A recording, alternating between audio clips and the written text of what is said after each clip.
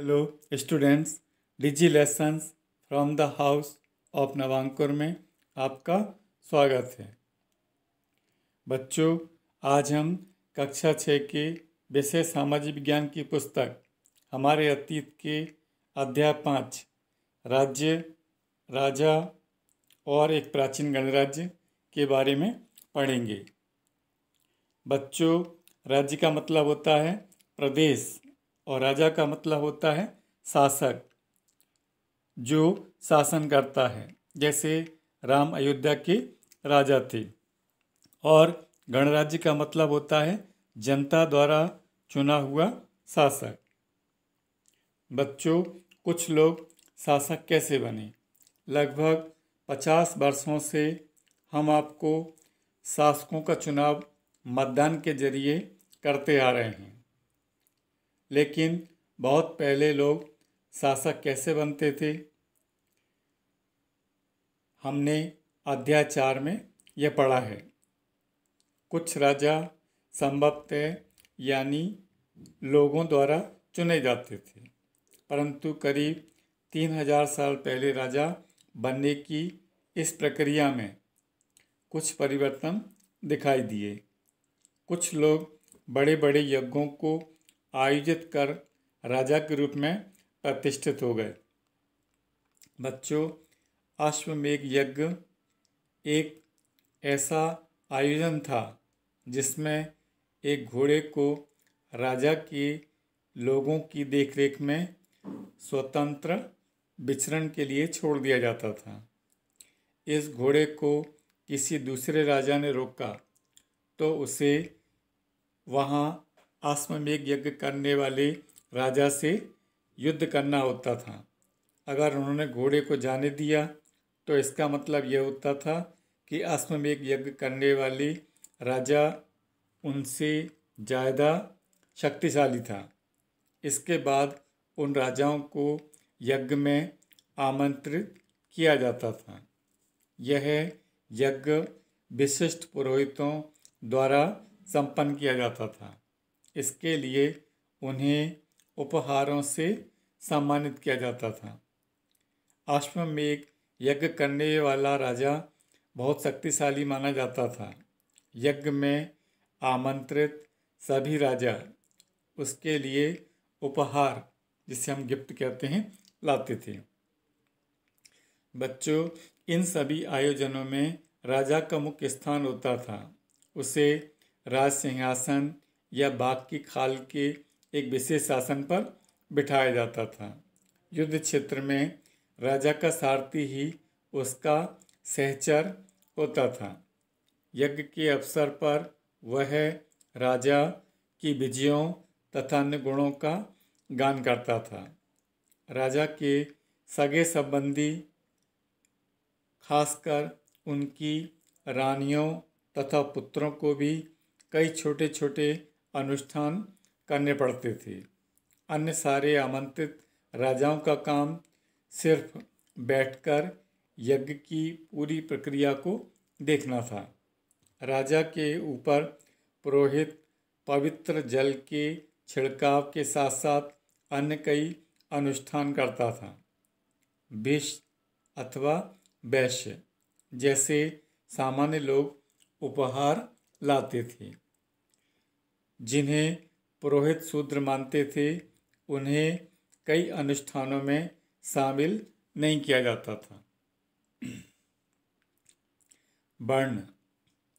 बच्चों, वर्ण क्या होता है?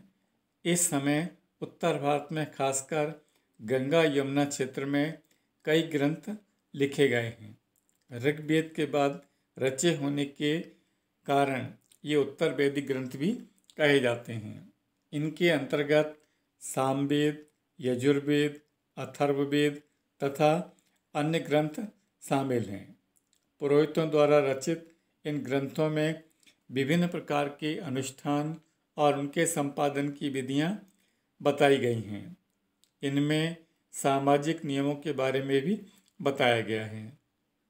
उस समय समाज के कई समूह थे, जैसे पुरोहित, योद्धा, कृषक, पशुपालक, व्यापारी, शिल्पकार, श्रमिक, मछली पकड़ने वाले तथा जंगल में रहने वाले लोग शामिल थे।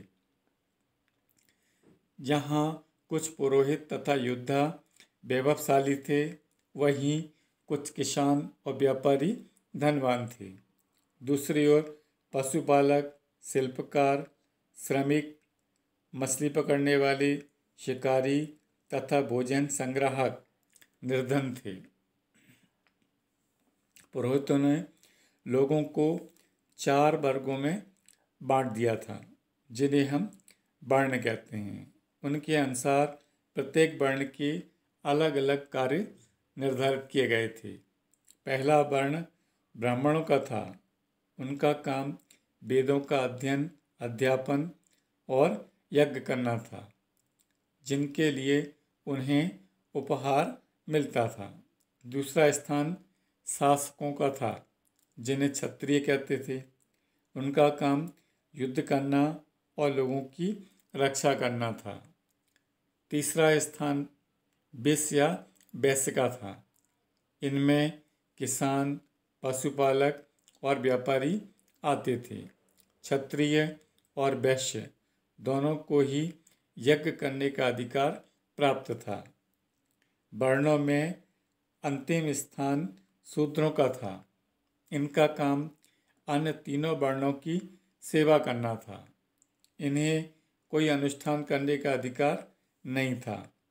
प्राय औरतों को भी शूद्रों के समान माना गया था। महिलाओं तथा शूद्रों को वेदों के अध्ययन का अधिकार नहीं था।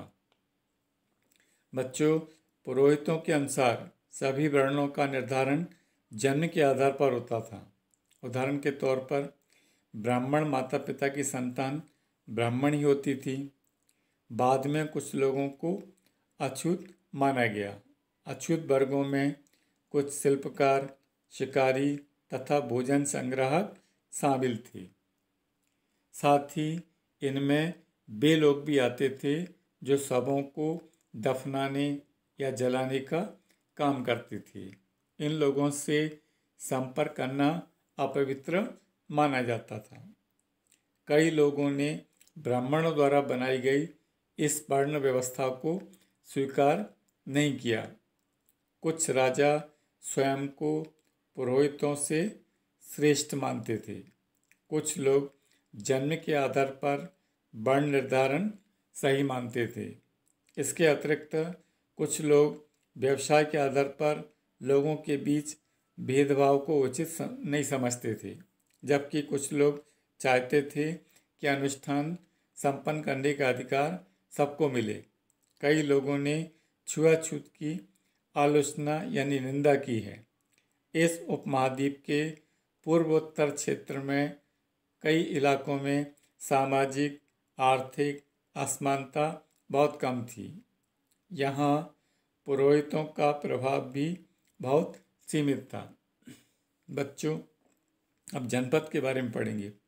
महायज्ञों को करने वाले राजा अब जन के राजा ना होकर जनपदों के राजा माने जाने लगे। जनपद का अर्थ है जन के बसने की जगह होता है। कुछ महत्वपूर्ण जनपद मानचित्र में दिखाए गए हैं। पुरातत्वविदों ने इन जनपदों की कई बस्तियों की खुदाई की है। दिल्ली में पुराना किला, उत्तर प्रदेश में मेरठ के पास हस्तिनापुर और एटा के पास अतरंजी खेड़ा इनमें प्रमुख हैं। खुदाई से पता चला है कि लोग झोपड़ियों में रहते थे और मवेशियों तथा अन्य जानवरों को पालते थे। वे चावल, गेहूँ, धान, जौ, दालें, गन्ना, तिल तथा सरसों जैसी फसलें उगाते थे। बच्चों, ये आपको चित्र दिखाई दे रहा है। ये पात्र का नाम है दूसर पात्र। इस तरह के पात्रों में ज़्यादातर थालियाँ और कटोरियाँ ही मिली हैं। ये पात्र बहुत ही पतली सतह के सुंदर और चिकने होते थे। शायद इनका प्रयोग खास अवसरों पर महत्वपूर्ण लोगों को भोजन परोसने के लिए किया जाता था। बच्चों, लोग मिट्टी के बर्तन बनाते थे। इनमें कुछ धूसर और कुछ लाल रंग के होते थे। इन पुरा स्थलों में कुछ विशेष प्रकार के बर्तन मिले हैं जिन्हें धूसर पात्र के रूप में जाना जाता है। इनके नाम से ही स्पष्ट है इन बर्तनों पर चित्रकारी की गई है। ये आमतौर पर सरल रेखाओं तथा ज्यामितीय आकृतियों के रूप में हैं। अब हम महाजनपद के बारे में पढ़ेंगे। करीब 2500 साल पहले कुछ जनपद अधिक महत्वपूर्ण हो गए थे। इन्हें हम महाजनपद के नाम से जानते हैं। कुछ महाजनपदों को दिखाया गया है। अधिकतर महाजनपदों की एक राजधानी होती थी। कई राजधानियों में किलेबंदी की गई थी। किलेबंदी का मतलब होता है इनके चारों ओर लकड़ी, ईंट या पत्थर की ऊंची दीवारें बनाई गई थीं। ऐसा लगता है कि लोगों ने अन्य राजाओं के आक्रमणों के डर से अपनी सुरक्षा के लिए इन किलों का निर्माण किया था। कुछ राजा अपनी राजधानी के चारों ओर विशाल, ऊंची और प्रभावशाली दीवार खड़ी कर अपनी समृद्धि और शक्ति का प्रदर्शन भी करते थे। इस तरह से किले के अंदर रहने वाले लोगों और उस क्षेत्र पर नियंत्रण रखना भी आसान हो जाता था। इस तरह की विशाल दीवार बनाने के लिए व्यापक योजना की आवश्यकता थी और लाखों की संख्या में ईंटों तथा पत्थरों का भी इंतजाम करना पड़ता था। हजारों स्त्री पुरुषों तथा बच्चों ने इसके लिए अधिक परिश्रम किया होगा। इनके लिए संसाधनों की आवश्यकता पड़ती होगी। बच्चों, अब राजा सेना रखने लगे थे। सिपाहियों को नियमित माने कि हर महीने वेतन देकर पूरे साल रखा जाता था। कुछ भुगतान संभवतः आहत सिक्कों के रूप में होता था। इन सिक्कों के बारे में तुम अध्याय 8 में पढ़ोगे। बच्चों, ये आपको मानचित्र दिखाई दे रहा है। इस मानचित्र में जनपद, महाजनपद और नगर दिखाए गए हैं। बच्चों, ये आपको एक चित्र दिखाई दे रहा है। ये कौशाम्बी किले की दीवार का चित्र है। यह चित्र आधुनिक उत्तर प्रदेश के इलाहाबाद के पास मिली ईंट की दीवार का अवशेष है। इसके एक भाग का निर्माण संभवतः 2500 साल पहले हुआ था। बच्चों, अब कर के बारे में पढ़ेंगे। महाजनपदों के राजा विशाल यानी बड़े किले बनवाते थे और बड़ी सेना रखते थे। इसके लिए उन्हें धन की आवश्यकता होती थी। इसके लिए उन्हें कर्मचारियों की भी आवश्यकता होती थी। इस कारण महाजनपदों के राजा लोगों द्वारा समय समय पर लाए गए उपहारों पर निर्भर न रहकर अब नियमित रूप से कर वसूलने लगे। बच्चों, फसलों पर लगाए गए कर सबसे महत्वपूर्ण थे क्योंकि अधिकांश लोग किसान थे।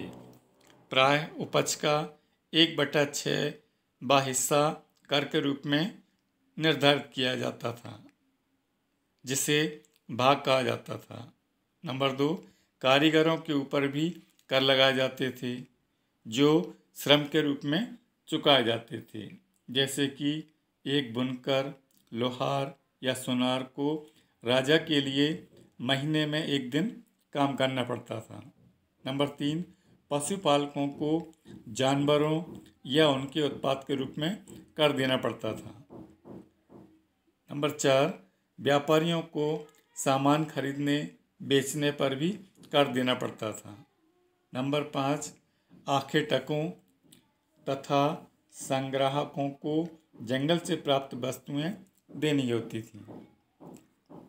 बच्चों, अब कृषि में परिवर्तन के बारे में पढ़ेंगे। इस युग में कृषि के क्षेत्र में 2 बड़े परिवर्तन हुए। हल के फाल अब लोहे के बनाए जाने लगे। अब कठोर जमीन को लकड़ी के फाल की तुलना में लोहे के फाल से आसानी से जोता जा सकता था। इससे फसलों की उपज बढ़ गई थी। दूसरे, लोगों ने धान के पौधों का रोपण शुरू किया, अर्थात खेतों में बीज छिड़क कर धान यानी चावल उपजाने के बजाय धान की पौध तैयार कर उनका रोपण किया जाने लगा। अब पहले की तुलना में बहुत ज़्यादा पौधे जीवित रह जाते थे, इसलिए पैदावार भी अब ज़्यादा होने लगी थी। इसमें कमर तोड़ परिश्रम यानी कि बहुत मेहनत करना पड़ती थी।